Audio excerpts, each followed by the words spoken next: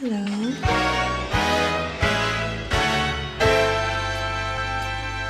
Ladies and gentlemen, welcome to the Scotch Malt Whiskey Society official channel for your 3 Dram set. First of all, I want to thank you so much for joining me, for joining the Scotch Malt Whiskey Society. You've joined an epic community of whiskey appreciators, flavour explorers around the world, around Australia. And by just joining the society, or in fact, if you're already a member and you've referred a friend, you've been sent these 3 Drams in your 3 Dram set. In your 3 Dram set box. I've already opened mine up because I'm ready to rumble and I'm really ready to explore these whiskies with you. Have a chat about all 3, how to appreciate them, tell you some of the perks of being a member of a society like the SMWS, and take you on this journey. So come with me. If this is your first foray into the society, you're going to start with your outturn. That comes every single month. It's not normally this big, but this August edition is pretty meaty. It's also the very first release of our first Australian whiskey with the Scotch Malt Whiskey Society. Yes, the Scotch Malt Whiskey Society often bottles whiskey from Wales, Japan, Ireland, America, England, India, Australia, and elsewhere. And also, don't forget our rums and gins and armagnacs and cognacs. We are a flavour-focused whiskey club. We focus on the flavour. We're more interested in the flavour rather than the region or any rules that should be followed. So you can read your outturn every single month, and outturn lands on the first Friday of every month at midday. That's the time not to miss out, and make sure you're logged in. So we're going to start with the 3 Dram set today. The 3 whiskies that came in your Dram set. You got these 3 Drams just by joining the society. There's about $70, $80 worth of whiskey right here just by joining the society. And of course, I'd recommend starting with a good glass. I'm going to use a society whiskey glass. We've got these online. You can use any glass you like. You can use whichever glass you enjoy your whiskey out of. I'm going to start with one of these, however. It's a great glass to start with.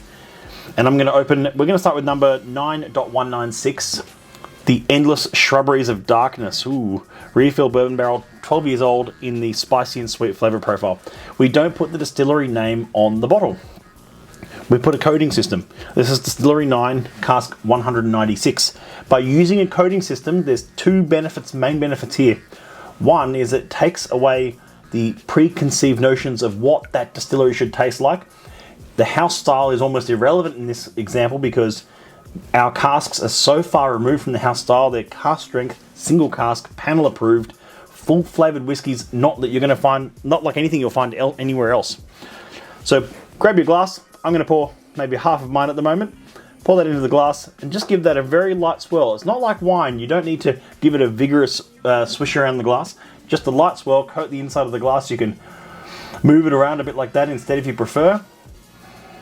And when we first nose it, don't get too close. Come into it here a little bit, just above the glass, nose just above it, and get some of those initial aromas. If you go straight in, it's going to hurt. It's going to be a bit of a sting. They are cask strength, 54.5%, 12-year-old whiskey here. It's delightfully light, floral. There's a spiciness to it. There's a lovely sort of nutmeg notes straight away. There's a floral note, some pear drops.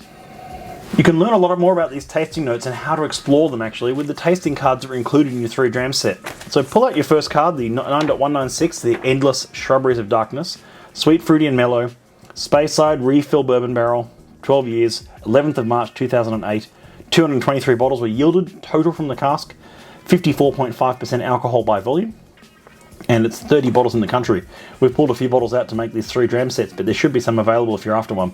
So it says that in a subtle and intriguing nose, showing lemon powder, starched fabric, snapped twigs, earthen potting sheds, clay jars growing flowers, cinnamon toast, dried tarragon, white stone fruits, and flower honey. Now that's a lot of tasting notes just off the nose of a whiskey. You might read that and think, that's ridiculous. I'm not going to get all those tasting notes. I'll tell you something. I've been working in whiskey and tasting whiskey for a career, and I can't get all those tasting notes. That's not what's important. What's important is what you find within them. You might actually read that and go, I do get dried tarragon. Or you might smell that and say, I do get sort of clay earthen jars growing flowers. And I actually do agree with that one in particular. There's an earthiness. There's a like fresh soil and fresh flowers. It's a lovely whiskey to nose. So we're going to have a taste. I like to taste this whiskey at the natural cask strength as it's come out.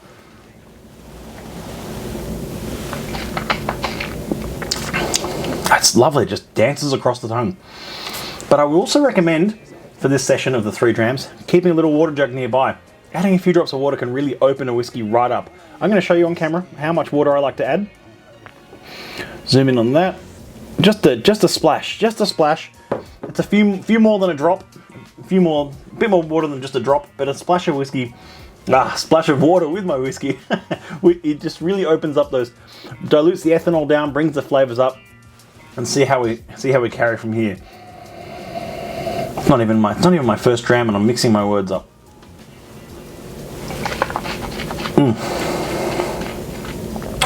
Coat the tongue with it. This is whiskey that's taken years to get to us. So I wouldn't recommend doing shots or shotting it back. You'll miss all the flavor compounds in the middle of your mouth that way. It's almost a juniper note. White jelly beans, I agree with that on the tasting note there. It's a white jelly bean note coming through. This is a fascinating distillery as well, Distillery 9. It's a classic Speyside distillery. They have a core range 10-year-old, they have a core range 15-year-old, I think, as well. I don't really keep track of it, but I know that they produce a very light and tropical spirit that ages really well young. It comes out young, comes out old. It's a very, very versatile, very light, delicate spirit, but a good one to start our tasting journey with this afternoon, or this evening, or whenever you're watching this. The other thing that you may have already received with your membership, if you're a new member, is our new membership kit. I'm really quite proud of these. It's our new little society clamshells, and inside you'll find, hopefully, the latest copy of Outturn, some other goodies in there, your membership letter, your welcome letter, your new lapel pin, what you can wear when you come to our events or anytime you like. It's a real part of the experience of getting these, learning all about the whiskey, learning all about the society, and coming on a journey into the unknown, into the realms of flavour that we like to explore. Speaking of realms of flavour, let's move on to whiskey number 2. 38.29 Lust for Must. I'll hold that up to the camera. That is the next sample in the list. This is a 25-year-old whiskey from a demolished distillery. Just take a moment to appreciate that. It's not often we get to taste 25-year-old whiskey to begin with. It's quite rare. It's spent 25 years in oak to get to us, in this case, in a second fill ex-bourbon barrel. And then it's taken its time to get here, so we may as well take our time in enjoying it. Pour a drop of that one into your glass, into your next glass here. I'll give you a little clue about this distillery. It sits opposite where Distillery 9 sits. So it's actually built across the road from Distillery 9. It was meant to be, I guess, 9.2, if you like, the expansion of Distillery 9, but their spirit profile between the two distilleries was never the same. And in fact, I've always sort of slightly preferred the distillery profile of 38. It might be a little bit of nostalgia, it might be a bit of enjoying something that no longer exists, and there's a very finite supply of this spirit left, but you've actually got a sample of this in your box to enjoy. Oh, how's the nose on that? This falls into our old and dignified flavour profile.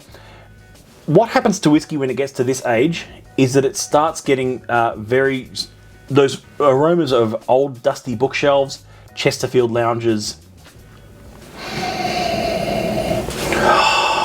That's divine. Grab your tasting card. Furniture polish, yes. Linseed oil, salad juices, rhubarb crumble, vanilla essence, honeycomb, posh custard. I agree with all of that.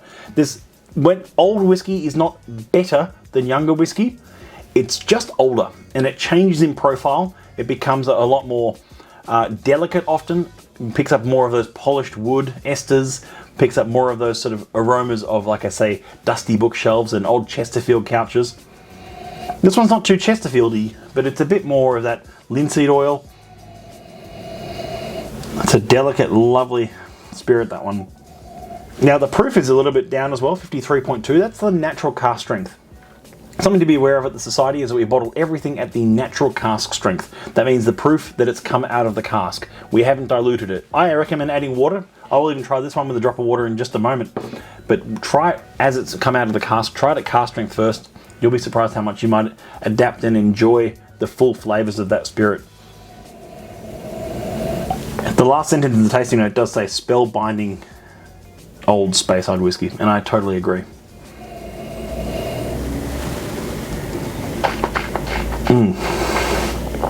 The wood sugars dance around the tongue on that one. I recommend sharing this with someone. If you've got a bit of your sample left, I know I've got at least half of mine left, share it with someone who you know will appreciate this as well. Take them on a journey, introduce them to the Society. You'll be surprised. You might actually surprise someone with all these flavors that are going on in your glass right now. I certainly am. That's fantastic. Lust for must. Delicious whiskey. Now, if you read closely on those tasting notes, it does say this is not strictly a single cask. We point that out because most of what the Society bottles is single cask whiskey, one of a number of bottles. This is one of 262 bottles, but it came from a parcel of 2 casks. Should we have not have bottled it because it's not single cask? I don't believe so. I think what we should focus is on flavour. Should we not bottle rum because it's not whiskey? No, same rule. Bottle it because of what the flavour is, not because of what the stats read or what the rules should be. As well as access to whiskies like this one and many others at the Society, we release usually about 13 to 15 different single casks every month in every single outturn. That's 13 to 15 new single casks every month that go on sale on the first Friday of every month.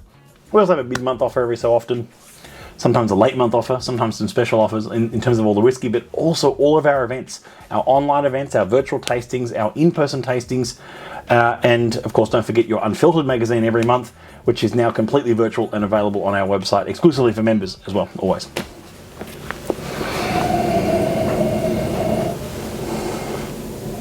Let's see how that one reacts with a drop of water. I'm going to add just a drop. I'll show you how much I'm adding here. Not too much. I generally have a rule of thumb that young whiskey does react well with water, but older whiskey tends to not need it so much. It's quite delicate. Adding water can often dilute it. You can't take it back out again either, so always tread carefully. I don't think water's done any harm to the nose.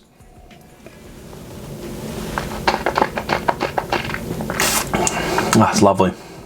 Another trick I'll give you about nosing whiskey. Try nosing it with your mouth open and closed. So, almost like you're breathing it in. Try it with both ways. You'll actually capture different aromas on both times you try it. Lovely stuff. Let's move on to whiskey number 3. This is cask 42.49 Dirty Martini. These 3 drams you receive from just joining the Society, or if you're already a member, referring a friend. If you're just joined, then refer another friend, you get another pack. There's no limit to the number of packs we'll send out on this until, of course, the bottlings run out. This is an awesome opportunity for you to taste and share some of the different flavour profiles that the Society does. A chance for you to explore a little bit more beyond what we do normally and actually get a taste of what's available in outturn and in which flavour profiles you actually prefer. There's got to be a better way to say that, but that's okay. I'm going to stick with it. Let's pour a little bit of that one into the glass. Just a small taste of this one. Oh, immediately salt and vinegar chips for me. Oh, it even says that. I didn't even read it yet. It says that on the tasting note. But it also says bandages, ointments, mercurochrome, pink sea salt, I get that, and olive pickling juices. So like salty olives, salt and vinegar crisps. It's definitely a peated whiskey. It's a peaty whiskey. It's not so much a smoky whiskey, much more of a peated whiskey. You can learn more about the difference between those two things on our website. Go to our smws.com.au/news. And this is a 13-year-old refill bourbon barrel, a Highland whiskey. So not all peated whiskey comes from Islay. That's one of those misconceptions. There's peated whiskey made all over the world. Of course, I think some of the best peated whiskey comes from mainland Highland or Speyside whiskey distilleries.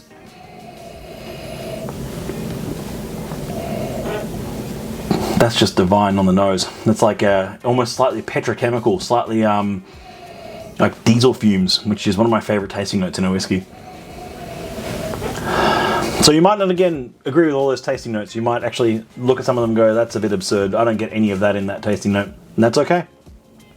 You get what you get out of it, and you can go completely against the tasting note if you prefer. It's what you enjoy and what you pick out of it, I think, which is most important here. It's like an old coal mine or something, an abandoned coal mine smell. Let's have a taste.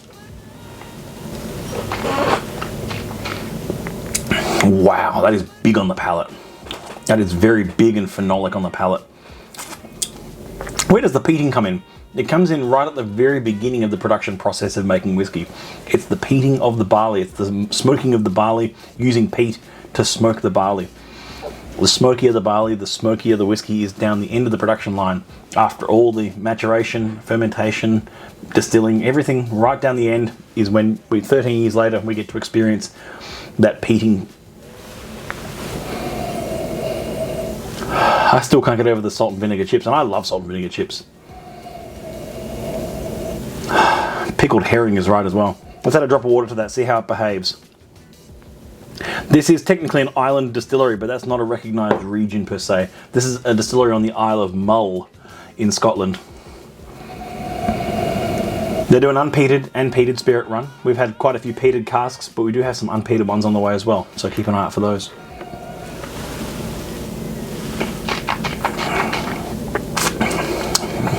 Works better without water, that one. Doesn't go bad, but it certainly works better with water, that one. It's like an old shoebox, some old leather shoes with the water, actually. Much more leathery and a bit more stone fruit. That's lovely stuff. That's our 3 dram set. I know it's a short one, but it's a chance for us to taste through some of the varied flavour profiles. We've gone from sweet, fruity and mellow to old and dignified, all the way to peated. 3 very diverse flavour profiles to enjoy.